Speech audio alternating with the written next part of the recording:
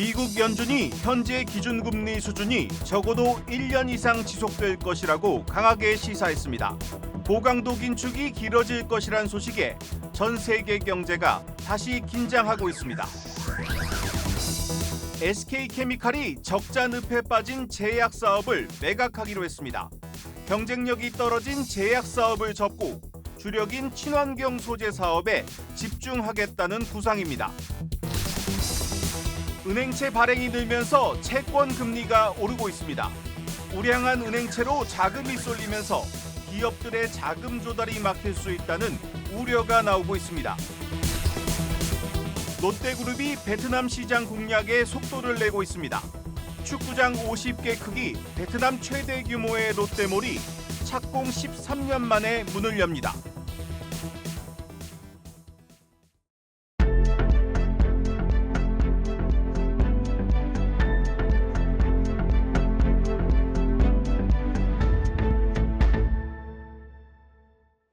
뉴스플러스 시작합니다. 미국 연준이 고강도 긴축을 더 길게 유지하겠다는 뜻을 강하게 시사했습니다.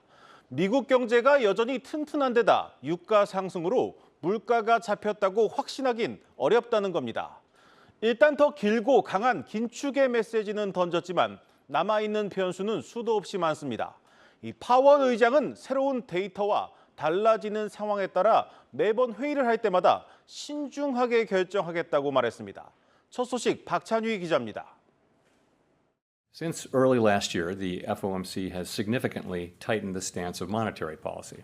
We've covered a lot of ground, and the full effects of our tightening have yet to be felt. Today, we decided to leave our policy interest rate unchanged. 미국 연준이 예상대로 올 연말까지 추가 긴축 가능성을 열어둔 매파적 동결을 선택했습니다. 지난 6월 FOMC 이후 3개월 만에 공개된 점도표에는 올해 최종금리 전망치가 5.6%로 유지됐지만 내년 목표금리는 당초 예상치보다 50bp 올라간 5.1%로 제시됐습니다. 연내 한 차례 추가 금리 인상에 더해 5%대 높은 금리가 내년까지 계속될 것을 시사한 겁니다. 외신들은 내년 금리 인하 기대값이 절반으로 줄어든 만큼 금리 인하는 내년 하반기에나 이뤄질 것이라고 전망했습니다. 파월 의장은 연준의 고강도 긴축 행로를 바꿀 변수로 국제유가와 전미 자동차 노조 파업을 언급했습니다. 에너지 물가와 자동차 가격은 물가를 결정하는 핵심 요인인 만큼 국제유가가 안정되고 자동차 가격 인상 우려가 해소돼야 인플레이션 압력도 완화될 수 있다고 본 겁니다. 자동차 생산 시설이 코로나 이전처럼 완전 회복된 것 같지는 않아요. 그리고 뭐 파업도 있는 것 같고, 그러니까 이런 것들이 좀 안정화되고 유가가 안정화되면은 소비자 물가도 안정이 되고 내년 이자율 하락도 가능할 것 같아요. 이 밖에 미국 연방정부 예산안의 의회 통과 여부도 연준 통화정책의 중요 변수로 거론됩니다. 내년도 예산안 협상이 난항을 겪고 있는 가운데 이달 30일까지 의회를 통과하지 못하면 미국 연방정부는 셧다운, 즉 업무 정지에 빠지게 됩니다. 셧다운이 현실화되면 주요 경제 지표를 발표하는 노동통계국 업무도 중단이 돼 연준이 통화정책을 결정할 때 필요한 데이터를 얻지 못하는 사태가 벌어질 수 있습니다. 한국경제TV 박찬희입니다. 마켓플러스입니다. 첫 번째 소식은 파월 밀당, 이제 그만입니다. 밀당의 고수죠. 제롬 파월 미국 연방준비제도 의장이 20일 적절하다고 판단되면 금리를 추가로 인상할 준비가 됐다며 여지를 남겼는데요. 미국 기준금리가 5.25에서 5.50%로 동결되면서 다행히 우리나라와의 금리 차이는 더 벌어지지 않았지만 여전히 최대 2.0%포인트를 유지하는 상황입니다. 내년부터 본격적인 금리 인하를 기대해왔던 국내 증시에는 하방 압력을 가하며 외국인 수급에 부담을 줄 수밖에 없는데요. 코스피와 코스닥 모두 오늘 하락 출발하면서 각각 1.75%와 2.50% 하락한 채로 장을 마감했습니다. 증권가에서는 당분간 고금리 환경이 더 오래 이어질 것이라며 올 상반기에 주목받던 성장주들 중심으로 가격 조정을 받을 것으로 전망했습니다. 다음 소식은 성장주보다 가치주입니다. 연준이 고금리 장기화에 무게를 실은 만큼 당분간 성장주의 밸류에이션에 대한 가격 조정 가능성을 고려해 투자 전략을 세울 필요가 있다는 겁니다. 시장에선 성장주보다 고금리 시대에 적합한 가치주에 주목해야 한다고 입을 모으는데요. 연말 배당 시즌이 다가오면서 주가는 저점을 찍었지만 비교적 안정적이고 높은 배당 수익률이 기대되는 금융주의 매력도 부각되고 있다고 덧붙입니다. 특히 우리나라 내수 시장 규모가 작은 만큼 미국이나 중국 등 국가별로 포트폴리오를 다변화하는 전략도 필요하다는 전망입니다. 증권가에선 주식시장의 불확실성이 클수록 실적 개선 속도가 빠른 업종을 살펴봐야 한다며 숨고르기에 들어간 국내 증시에서 단기적인 변동성에 주의할 필요가 있다고 설명했습니다. 마지막은 화해하고 중국 가요입니다. 위메이드가 중국계 게임사 액토즈 소프트로부터 라이선스 계약금을 수령했다는 소식에 시장에선 중국 진출에 대한 기대감이 커지고 있는데요. 위메이드를 비롯해 위메이드 플레이와 위메이드 맥스 등 위메이드 3형제 모두 오늘 11%대에서 29%대까지 급등하며 상승 마감에 성공했습니다. 위메이드는 어제 액토즈 소프트로부터 미래의 전설 투3 IP에 대한 라이선스 계약금 1,000억 원을 우선 수령했다고 밝혔는데요. 특히 이번 계약을 계기로 오랜 기간 법적 다툼을 벌여온 위메이드와 액토즈 소프트가 화해 분위기가 조성됐다며 향후 이들의 협업 관계에도 관심이 쏠리고 있습니다. 증권가에서는 위메이드가 이번 계약뿐만 아니라 미르4와 미르M 등 다른 게임들에 대한 외자 판호 획득 가능성에 대해 크다고 전망했는데요. 미래에셋증권은 중국 판호 획득 가능성이 높다는 것을 고려하면 하반기 업종 내 가장 강력한 주가 모멘텀을 보유했다며 적극적인 매수를 권한다고 설명했습니다. 지금까지 마켓플러스였습니다.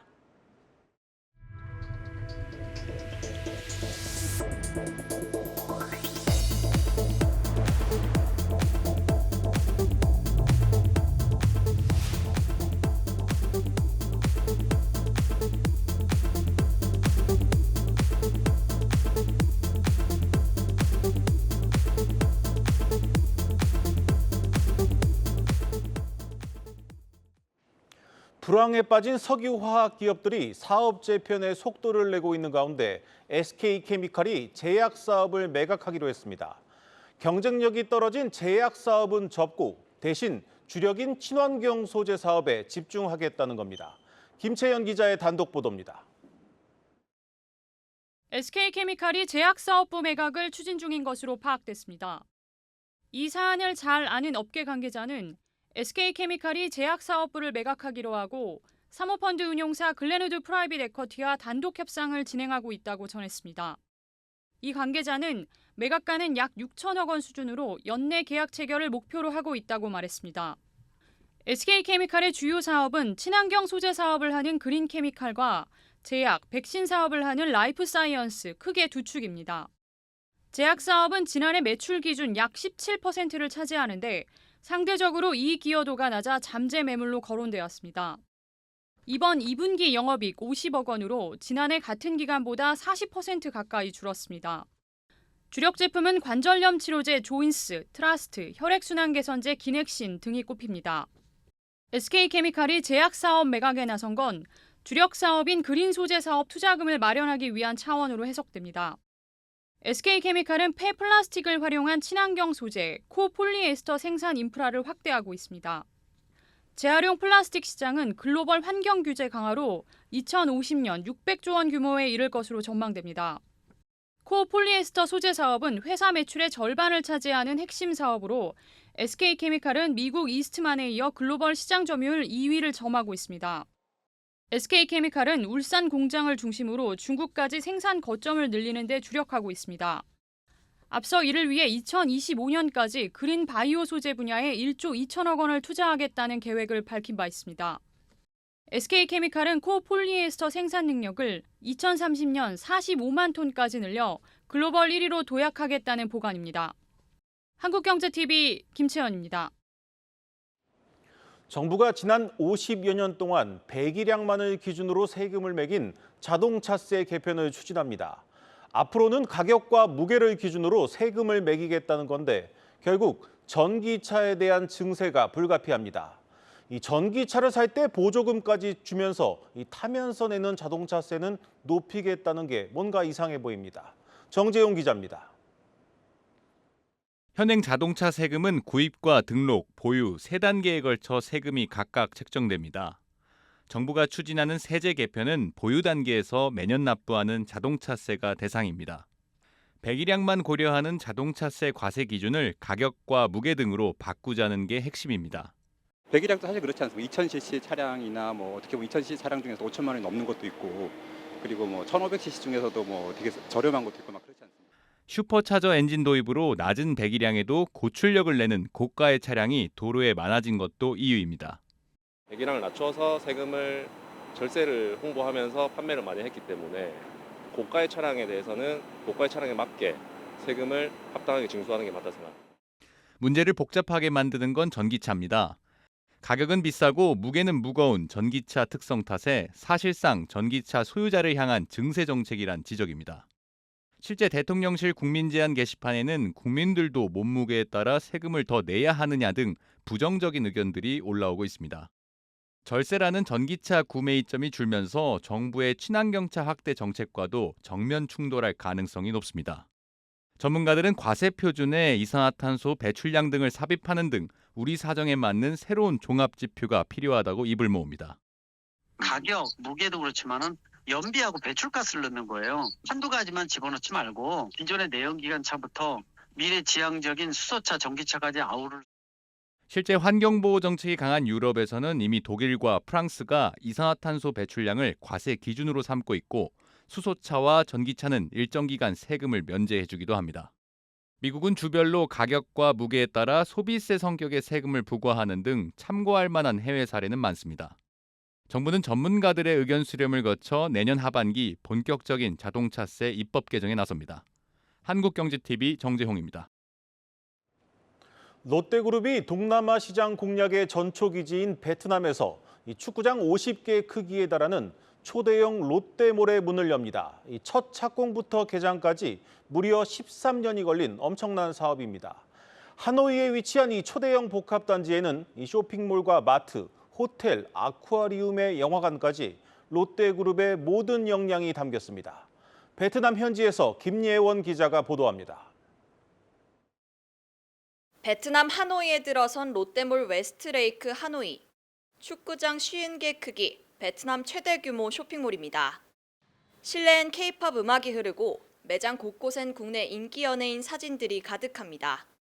Dạ em thì tất nhiên là quan tâm đến Hàn Quốc rồi tại vì em là fan của Blackpink mà. 정식 오픈 전 시범 운영 기간에 하루 평균 3만 명, 하노이 인구 4분의 1인 200만 명이 다녀갈 정도로 베트남 최고 인기 쇼핑몰이 됐습니다. 무엇보다도 베트남 현지인들을 사로잡은 건 음식입니다. 대부분 아침이나 점심을 바깥에서 해결하는 베트남 식문화에 맞게 한국의 인기 길거리 음식을 비롯해 네, 진짜 맛있어. 국내 유명 프랜차이즈 브랜드와 베트남 현지 맛집을 한데 모았습니다. Ở Hàn Quốc thì mình và vợ thì hay ăn sushi. Cái đấy lộn là của Nhật rồi.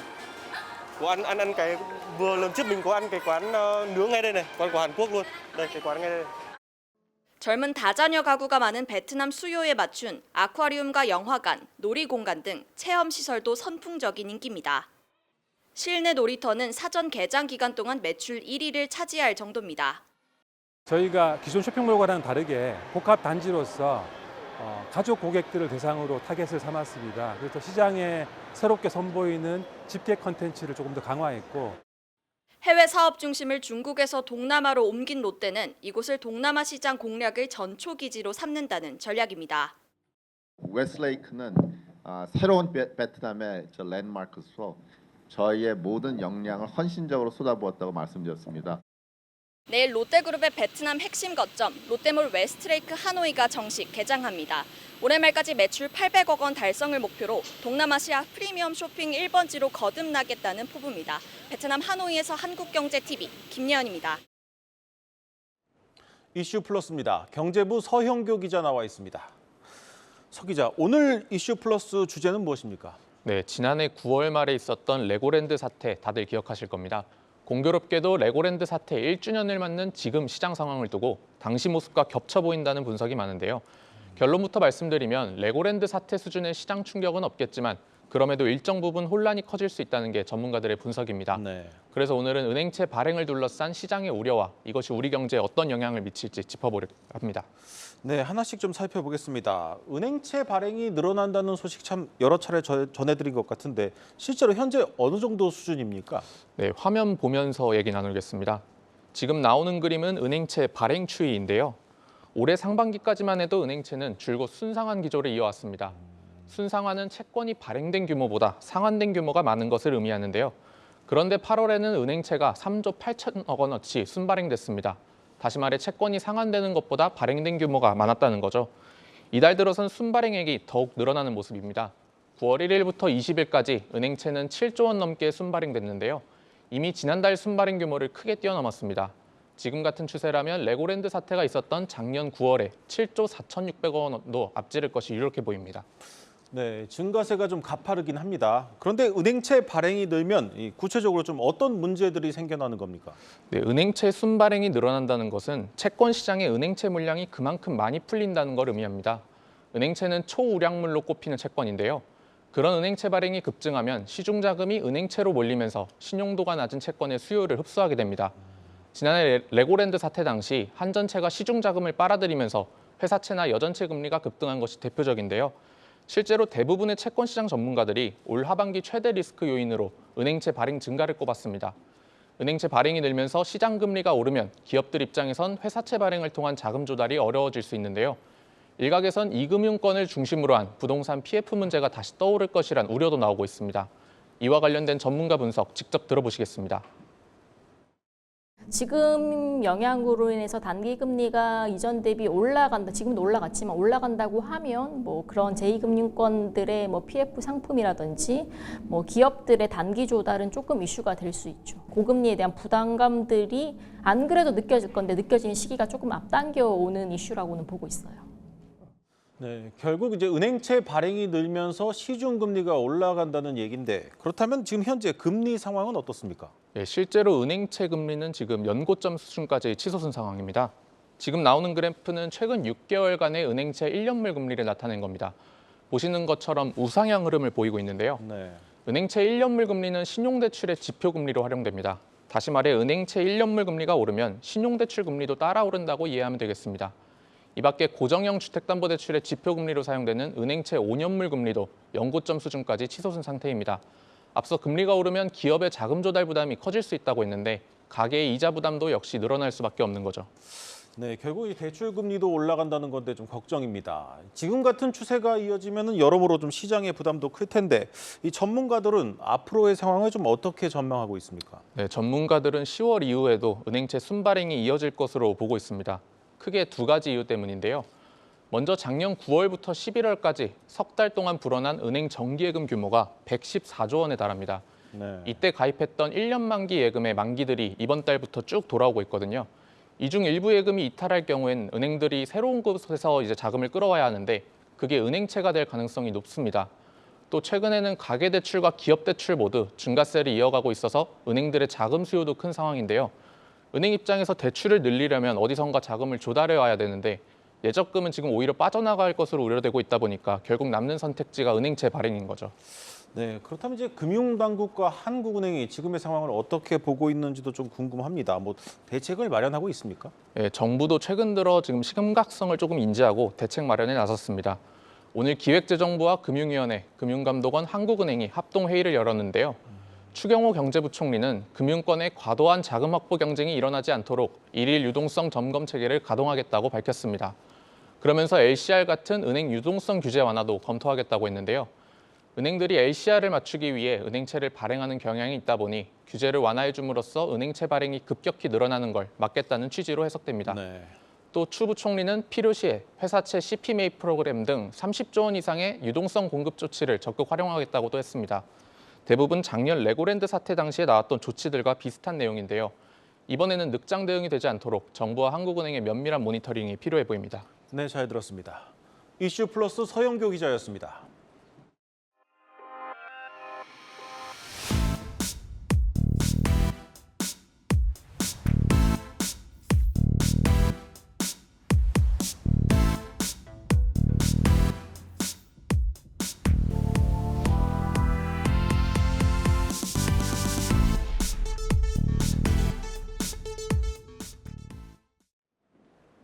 올해 하반기 IPO 시장 최대어로 평가받는 두산 로보틱스 일반 청약이 예상대로 뜨거운 인기를 끌고 있습니다.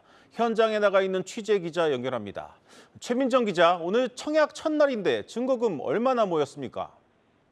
네, 두산 오브틱스의 대표 주관사인 한국투자증권 등 7개 증권사가 청약 첫날 오후 4시까지 받은 증거금은 3조 5천억 원 수준으로 집계됐습니다. 두산 오브틱스의 공모가는 2만 6천 원으로 1,263억 원을 모집하는데 30배가량 많은 자금이 들어온 겁니다. 이날까지 신청한 총 청약자 수는 60만 명에 달하는데요. 로보틱스가 올해 첫 따따블을 기록하게 되면 상장 첫날 주가는 최고 10만 4천 원까지 올라 1주당 8만 원의 수익을 얻을 수 있기 때문에 투자자들의 관심이 뜨거운 것으로 풀이됩니다. 공모 청약 첫날임에도 올해 최대 증거금을 기록했던 2차 전지 기업인 필에너지의 기록을 깰 것이란 전망도 우세합니다. 네, 이 공모 주식을 한 주라도 더 받기 위해서 이 눈치 싸움도 치열할 것 같은데 현재 경쟁률이 가장 낮은 증권사는 어디입니까? 네, 자금이 한정적인 투자자들의 관심은 균등 배정으로 쏠려 있습니다. 균등 배정은 청약에 참여한 인원수로 동일하게 나눠주는 걸 뜻하는데요. 이에 균등 배정 물량을 노리는 경우에는 청약 건수가 적은 증권사를 택하는 게 유리합니다. 첫날 기준 가장 적은 경쟁률을 기록한 곳은 신영증권으로 비례 배정 경쟁률이 29대 1이었습니다. 다만 신영증권은 9월 15일까지 개설된 계좌만 청약이 가능한 만큼 경쟁률도 낮고 당일 계좌 개설이 가능한 하나증권에도 투자자들의 관심이 높은 상황입니다. 목돈을 가진 투자자는 비례 배정으로 물량이 많은 미래에셋증권, 한국투자증권을 노리는 게 유리합니다. 두산 오브틱스의 공모 청약이 내일까지 진행되는 만큼 투자자들의 청약 열기는 이어질 전망입니다. 지금까지 뉴스 콘텐츠국에서 전해드렸습니다. 올해 국내 최고의 아파트 단지를 선정하는 대한민국 대표 아파트 대상 시상식이 오늘 열렸습니다. 이 대상인 국토부 장관상은 SK 에코플랜트에 돌아갔습니다. 양현주 기자입니다. 올해로 17회째를 맞은 2023 대한민국 대표 아파트 대상 시상식. 부동산 시장 침체와 원자재 가격 상승 등 대내외 악재 속에서도 주거 문화를 개선하기 위한 건설업계의 노력을 재확인했습니다. 현장에서 국민의 주거 문화를 개선하고 삶의 질을 높이기 위해서 땀을 흘리는 분들이 계십니다. 오늘 이 자리는 그런 건설업계 여러분들을 응원하고 격려하는 의미를 담고 있습니다. 이번 시상식에는 모두 11개 건설회사가 수상의 영광을 안았습니다. 국토부 장관상인 종합대상의 영예는 SK 에코플랜트의 청계 SK뷰가 차지했습니다. 건축 설계와 조경 등을 조화롭게 지은 데다 주거 환경 역시 우수해 높은 평가를 받았습니다. 주거복지 대상에는 하나건설 부문의 포레나 양평이, 고객 만족 대상에는 한양의 전주 에코시티 한양수자인 디에스틴이 선정됐습니다. 친환경 대상과 브랜드 대상은 각각 롯데건설의 롯데캐슬 리버파크 시그니처, 포스코 ENC의 더샵 파크솔레이유가 차지했습니다. 서울특별시장상은 현대엔지니어링과 쌍용건설이 각각 수상했습니다. 한국경제TV 대표이사상은 DLENC, HDC 현대산업개발, 현대건설, 대우건설이 선정됐습니다. 대한민국 대표 아파트 시상식은 주거와 환경, 사회공헌을 아우르며 국내 주택산업 발전을 위한 행사로 자리매김하고 있습니다. 한국경제TV 양현주입니다.